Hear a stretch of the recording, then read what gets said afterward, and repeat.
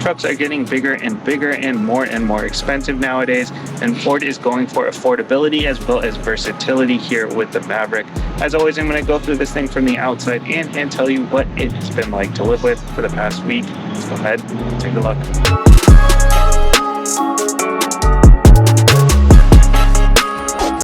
Under the hood here we have the 2-liter EcoBoost. That is a 4-cylinder with a turbocharger, and it is mated to an 8-speed automatic transmission. Of course, you can also get a hybrid version with the 2.5-liter and the electric motor.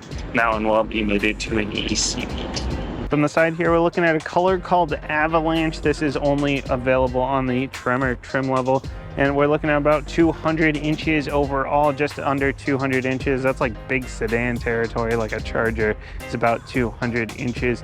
You jump up into a Tacoma or a Canyon or the next level truck up, or the next size truck up, you're looking at an extra foot on the end of that, or foot to 2 feet if you want the bigger Tacoma with the bigger bed. But this size has been pretty much perfect for up here in New England. I've had no problems fitting into parking spaces. It just barely fits into my garage, so this size has been great. And the bed there is about 4.5 feet, 54 inches, just enough that you can get some good usability out of it, but not being in that full size like a 5 or 6 foot bed. Wheelbase, we're sitting at 121 inches long, nice and long, and we're on 17s with all terrains. If this wasn't a Tremor, it'd be wearing all seasons instead. And of course, because it is the Tremor, we got the little orange trim going on in the wheels. XLT badge, because this is the XLT, it's your middle of the road. You can only get the Tremor in the XLT or the Lariat. The base XL trim does not have the Tremor package. The mirrors here are power adjustable. They do have blind spot monitoring in them. That is not standard. If you get the XL trim level, then these are actually manually adjustable. If you have the XLT luxury package, then they become heated. In order to get the blind spot in there, you do have to have the Ford Copilot 360 added to the truck. We don't have the keypad over here, but there is a keypad on the other side, on the driver's side. There's no touch at all on the doors here. You do have to use a standard key for this one. In height, we would be at 8.6 inches standard, but the Tremor gets you an extra inch of lift, so we're sitting at 9.4. But 9.4 is actually like a mid-sized truck, so this actually looks shorter and it feels like it's easier to get in and out of, but this is a 9.4 inch, so plenty of ground clearance there if you are going off over a lot of rough terrain. Front end here, we got some nice contour in the hood. We got a nice pattern going on up here. The front end is going to look a little bit different depending on which trim level you're in, and then the Tremor also has its own kind of look here with the gray with the orange going across. You do get LED headlights either way. The signature accent lights are only on the Lariat, but this one does still get LEDs. We got the orange tow hooks up front because this is the Tremor. We also got the skid plates under there, again, because it is the Tremor. Nice looking front end. Of course, the truck bed is the big reason why you buy this thing with this extra added versatility. It does have the hitch receiver back here, but this one can tow about 2,000 pounds. If you wanted to get the 4,000 pound towing package, you can, but you can't get that with the Tremor. Ford said that they were focusing more on off-road with this one. We've got halogens for the taillights back here, no LEDs back here. Got a manual tailgate going on. These you can actually move if you want to have this sitting at an angle.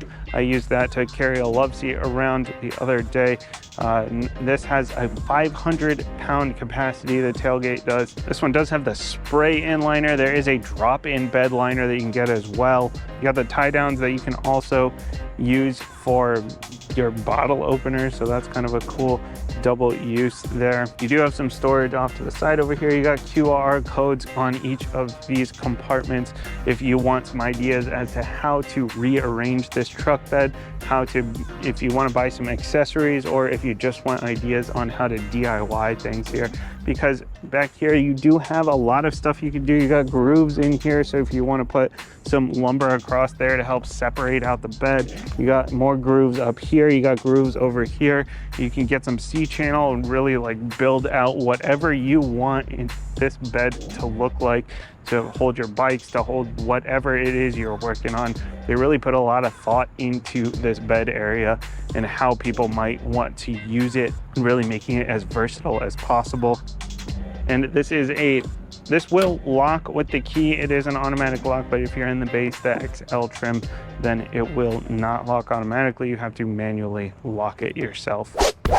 Nice and easy to get in, a little bit of a step over, but not too bad. We're gonna start this up with this actual physical key. These things are going extinct, but this one still has one. The interior here, Ford is calling it simple, but not basic, and I think that's really the perfect way to describe it. You've got all this kind of versatility. You've got these hard plastics, but they're not super terrible looking. It's not a precious interior, but it's one that's a little bit rugged, and it's usable, it's functional, and I really like what they've done with the interior here. You know, we've got some texture up here, even though it is hard plastics, and same with down through here, a little bit of texture going on just to kind of keep it interesting, but it's not precious. It's something that's easy to clean and it's durable. And we've got all kinds of different things you can do with the FITS system here, the FITS. Ford gives you ashtrays and cup holder inserts and trash cans and whatever you want to sort of fit around the cabin here. It's just a very versatile system, or you could kind of DIY your own thing. They've also got all these extra gaps. There's a gap up here, there's a gap here, supposedly for if they wanted to add a bigger screen. But I've seen people going on Etsy and grabbing a phone holder, or you put your garage door holder, your sunglasses in there. Almost seems more like an afterthought here, but it is a usable, functional space. You know, you've got 3 different ways you can put your phone down here. For the door, they wanted you to be able to snap in a 1-liter water bottle. You can also put a notebook, you can put a laptop, you can put something across here if you want just a little bit extra storage tray. It's just a really cool interior. I really like the way that they did this. So if you have a good imagination or you're a DIYer, you're gonna love this. The steering wheel here is, you know, it's cheap, it's plastic feeling. If you get the XLT luxury package, you do get the vinyl and you get the heated steering wheel, or if you go up into the Lariat. But for this one here, we just have the plastic. It's simple, it's well laid out. It's just not particularly comfortable. But you've got some buttons on here for your cruise control. Not adaptive, just regular cruise control. There is adaptive cruise available, but this one just has regular cruise. And you've got your voice control, your buttons for controlling your gauge cluster here. Very simple gauge cluster. Love the way they did this. I thought they were gonna take the same route they did with the Bronco, where you've got like the vertical digital tack and like everything's digital. I really like the way they did this. They kept it simple with, you got your analog tack, your analog speedometer, you got your gas gauge, you've got your internal temperature.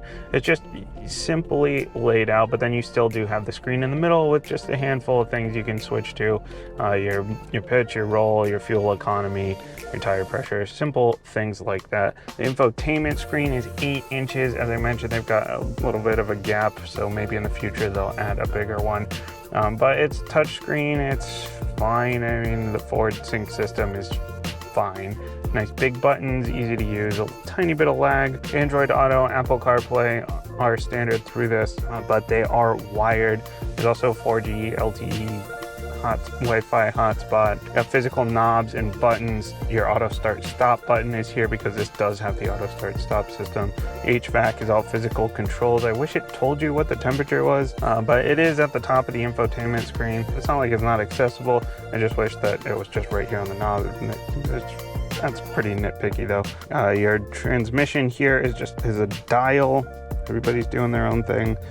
Whatever, it's fine. If you do leave that and drive and you shut the car off, it'll automatically go into park. So that's one benefit of having this be some sort of electronic system like this. The buttons down here, they have kind of done their own thing with some of these images, so it's not the most intuitive. Your auto hold feature, your locking diff, your trail control, which is like a low speed cruise control for when you are on the trail, when you're off-roading, traction control, your driving mode button.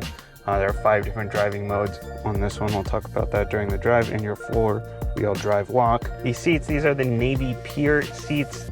If you go down a level into the XL, which you can't get the Tremor, but the XL will give you the black cloth There's an XL luxury package, which will give you the heated steering wheel, the heated seats, power adjustable seats, or you go up into the Lariat, you can get all that as well. And you also get the leatherette seats if you go into the Lariat. And we've got the Tremor badges across, of course, because this is the Tremor trim.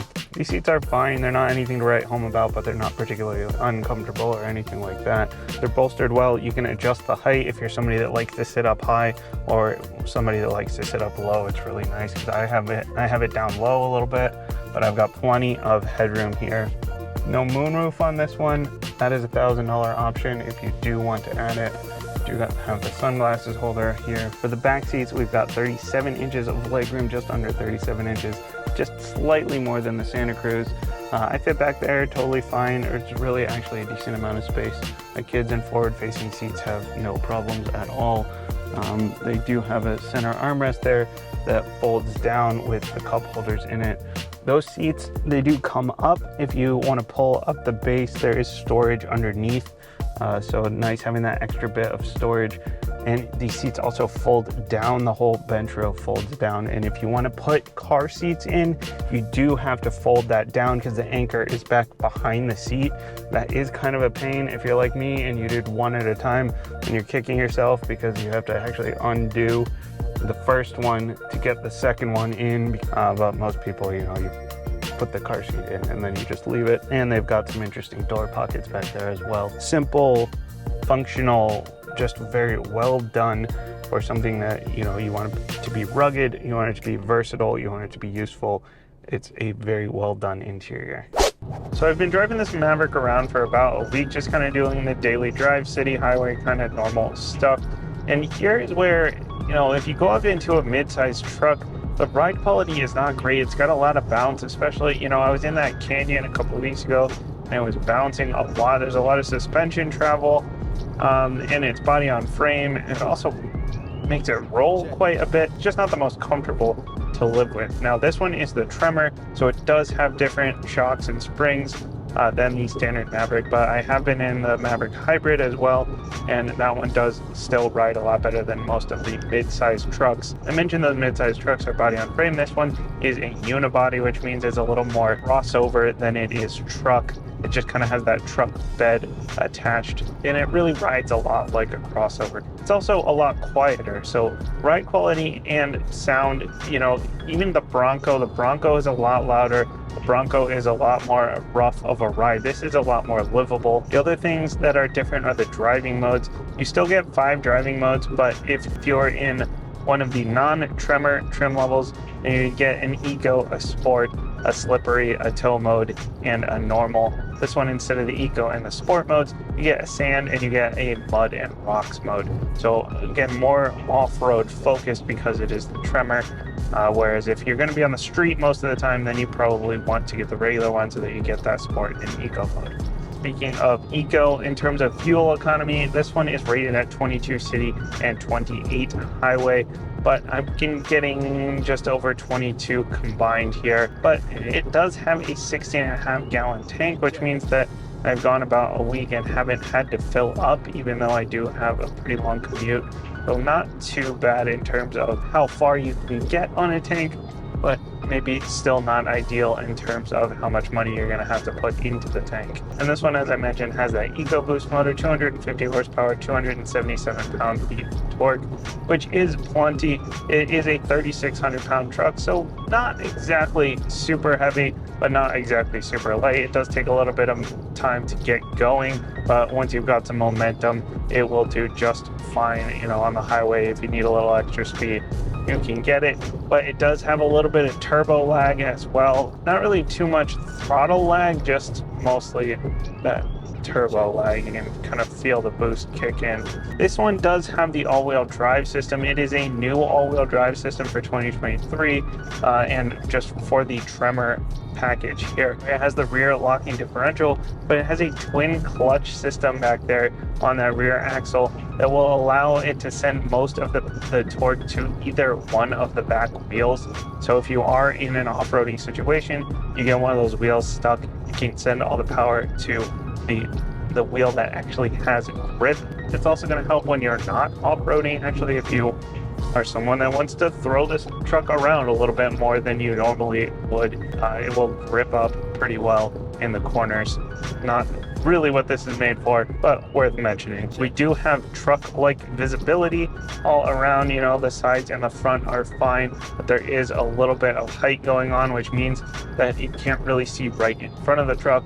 No parking sensors, no front camera on this one. It does have blind spot monitoring. It does have rear cross traffic alert, which is good because it'll have that truck bed on the back, which hurts the rear visibility. But those things are not standard. Those are part of the Ford Copilot 360 that you do have to option. It also includes things like the lane departure warning, where it will kind of buzz at you. It'll vibrate at you if you are starting to go out of your lane. So at the end of the day, we have a truck that is all about versatility. If you go with something like a Santa Cruz, it is a little bit more crossover, like it is more for the daily drive. This one feels like it's a little bit more geared towards the DIYer, or someone who just needs that extra versatility, that extra usability. But with the Tremor package, it does allow you to do a little bit more of that adventuring, and it still doesn't sacrifice as much as you would if you were going up into like a mid-sized truck. It still rides better even with the Tremor off-road package. It just might not be quite as capable if you are doing like rock crawling or true off-roading. Then you're definitely going to want something more truck-like. But if this is mostly your daily driver and you just want that added versatility at an affordable price, this thing is hard to beat. Thanks for watching. As always, make sure to hit all the YouTube buttons, the like and the share. It really helped me the most to get into more cars and trucks and bring them to you, and just to help feed my obsession with driving all kinds of different cars and trucks. If you have any questions or comments on this one, please feel free to leave a comment down below, and hopefully I will see you next time.